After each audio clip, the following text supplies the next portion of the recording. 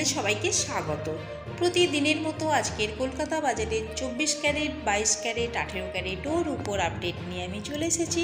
চলুন তাহলে এক নজরে দেখে নেওয়া যাক।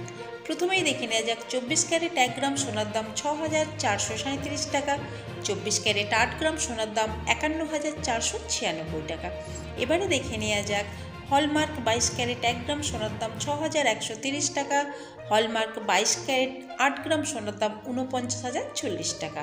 এবারে দেখে নেওয়া যাক 18 ক্যারেট 1 গ্রাম সোনার দাম 5,015 টাকা, 18 ক্যারেট 8 গ্রাম সোনার দাম 40,120 টাকা।